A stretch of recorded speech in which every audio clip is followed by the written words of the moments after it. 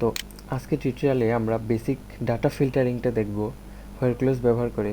তো আমি কোয়েরি লিখি select ID name from customers where ID is equal 54।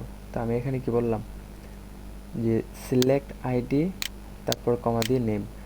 তুমি আইডি এবং নেম সিলেক্ট করো। কোথা থেকে সিলেক্ট করবে? কাস্টমার টেবিল থেকে তুমি আইডি এবং নেম সিলেক্ট করো হয়, আর যেখানে আইডি ইজ ইকুয়াল 54।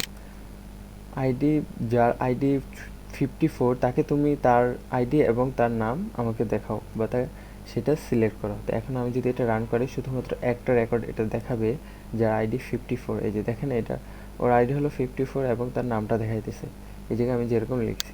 তো এখন আমরা আরেকটা কোয়েরি দেখি select ID name from customers where ID less than 8, অর্থাৎ 8-এর চাইতে ছোট যার আইডি তাদের নাম এবং আইডি তুমি আমাকে দেখাও।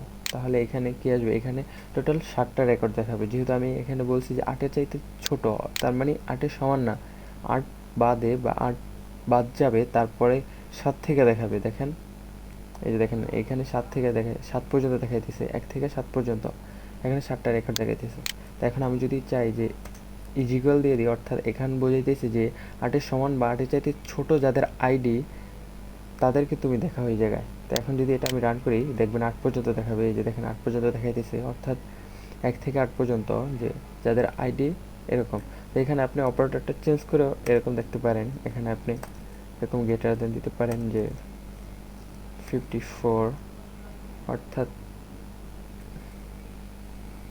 এরকম দিতে পারেন, অথবা নট ইজ ইকুয়াল। মানে আমি এরকমটা দেখতে চাচ্ছি যে যার আইডি 54 না, মানে তার আইডি 54 হতে পারবে না। যার আইডি 54 তাকে তুমি সিলেক্ট করবে না, এছাড়া বাকি যারা আছে সবাইকে তুমি সিলেক্ট করো। এখন আমি যদি এটাকে রান করাই দেখবো যে 54 যার আইডি সে কিন্তু এই জায়গায় নেই। তো আমি দেখি আসলে আছে কি না। এইখানে দেখেন যে 53 দেন 55, তো 54 নেই।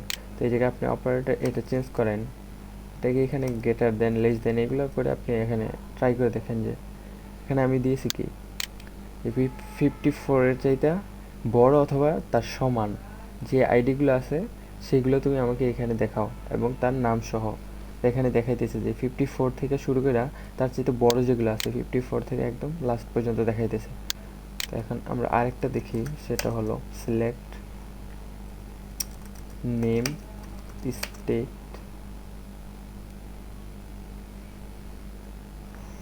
From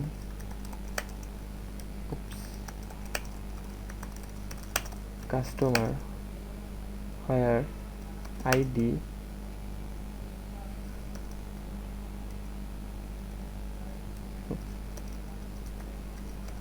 between 10 and 12। তো আমি এখানে কি লিখলাম, select name state. Name state select করো কাস্টমার টেবিল থেকে যেখানে হোয়ার আইডি। এ পর্যন্ত বোঝার পর আমরা বুঝবো এখানে আমরা দেখি যে বিটির মধ্যে 10 এবং 20-এর মধ্যে যাদের আইডি আছে তাদের তুমি নেম এবং স্টেটগুলো দেখাও।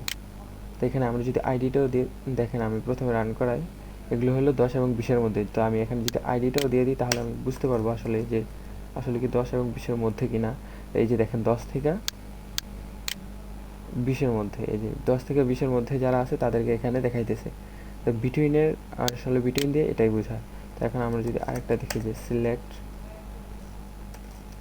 Name state from customers where state equal CA.